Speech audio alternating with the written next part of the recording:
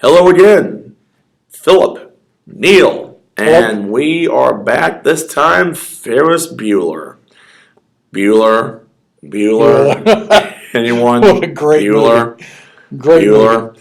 Bueller. Yes. This is 1987. Neil.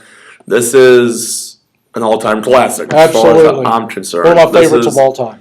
if I had to rate John Hughes, this would be number two. I just Right, watched right. it again last night. It is so much fun to Oh, watch. absolutely. I've seen it bunches of So times. much fun to watch. Yes.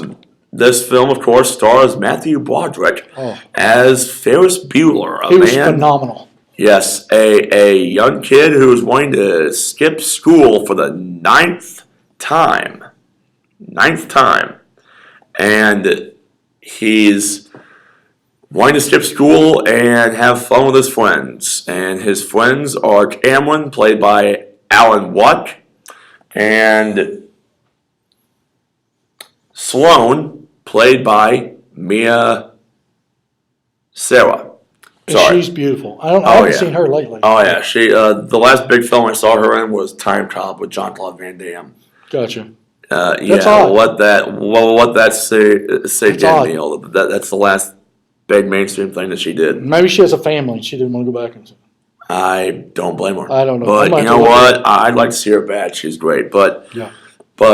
as they go on this adventure, they got to deal with Edward Rooney, played by Jeffrey Jones, probably the best evil principal on the face of the earth. Absolutely. I mean, this man, Yes. this man is not dead, and this is probably the role that he will be known for the rest of his Oh, career. hysterically He's- funny. Yeah, Very funny. I love this movie. We just quote scenes from this now. Yeah. Oh, But absolutely. we also got Ben Stein, who Yes. plays one of the teachers, who That's goes right. Bueller, Bueller. Neil, Neil. And when he's lecturing and Hed- he's giving people hints to try to answer, yes. So it's very good. Hetty McClure as Grace, the secretary, the big red-headed one. Yes. Yes. Yes, she's just again. She's the only thing she's really known for is her role in this, and the film will do what next. But she's really great as that bumbling sidekick. Yes. Yes. This film, and of course Jennifer Grey, who was a big star back then, who plays the older sister. Yes. Which she went on to be in Dirty Dirty Dancing. Dancing, yes.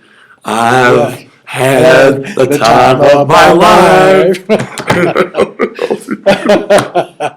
But she did a good job in this film. That song is so damn cheesy. I know, yes, Neil. exactly. Yes, but you know what?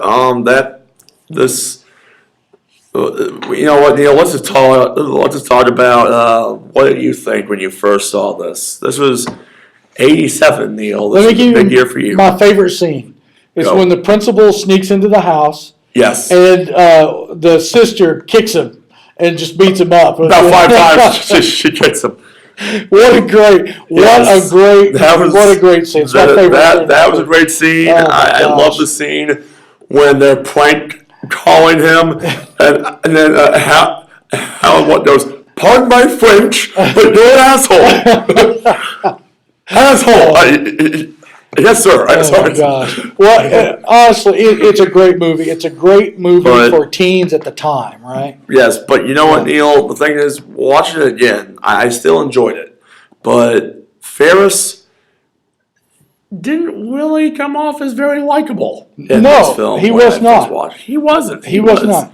He was someone that at times you can kind of see why someone like Rooney would want to punish him. Right. Because he's right. such an ass. He is. But, And when they destroy the car, well, Cameron destroys the car. destroys the car, but it's really Ferris's fault, right? So Yes, this is all his it's all fault. Ferris's fault. So, Everything he does Yes. just turns to ass. which But Cameron towards the didn't hell. want to take the car. No. But Ferris talked him into it. But but you know what? Yes. Alan Watt as Cameron.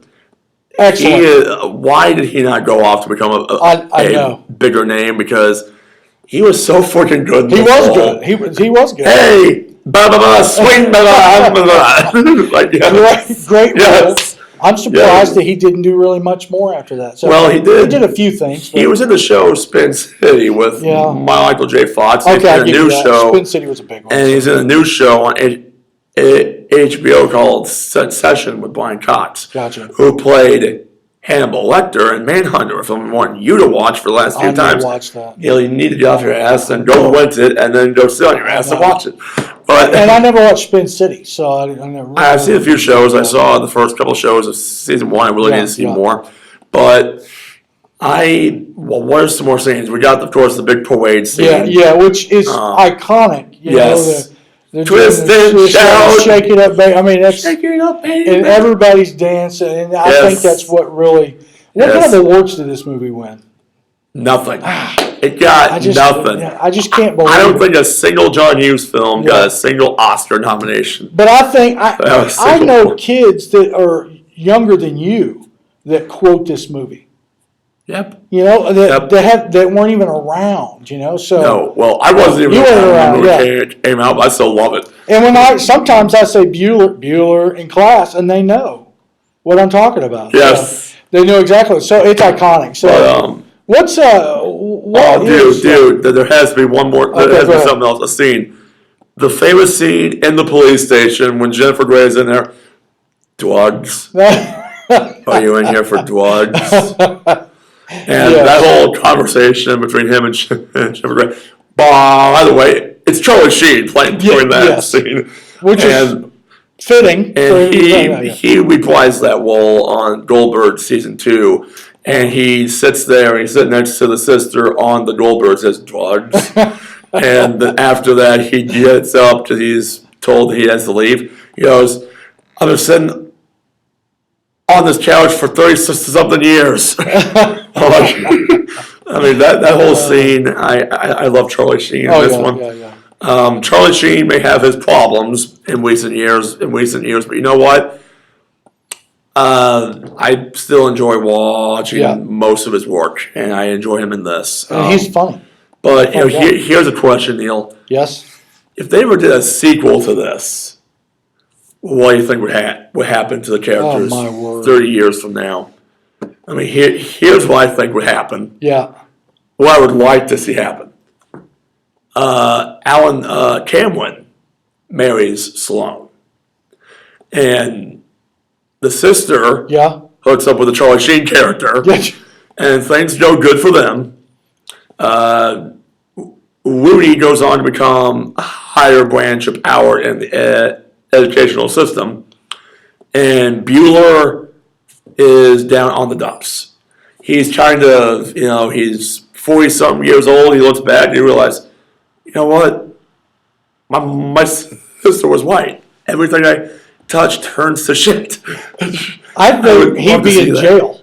Oh, he would be in jail. For some scheme, he'd be he would be in jail for some Ponzi scheme or something. He'd be in jail. Yeah. But, do you see that as a possibility of realistic of how that would happen? Because if we were going to take the fantasy out of it and look at it legitimately, realistically, that is what would pretty much happen. Probably. Because during the film, I was like, you know what? Yeah, I could see Sloane with Cameron. Besides, Bueller's the character the kids wish they could be. Cameron is more of who they are. Gotcha. And just like watching the Looney Tunes, Bugs Bunny is who we all wanted to be. Daffy Duck is who we are. Exactly right. Same goes with Charlie Brown. People wish they could be Snoopy. Yeah. But they're Charlie Brown. We're going to have to go to a break. We're going to have to go to a break. When we come back, we'll continue talking about Ferris Bueller's Day Off. Actually, no. We're moving on. Moving on. Another film. You got it. Final film in this thing. It's the best film in John Hughes. My personal favorite. Planes, trains, and automobiles. Let's go.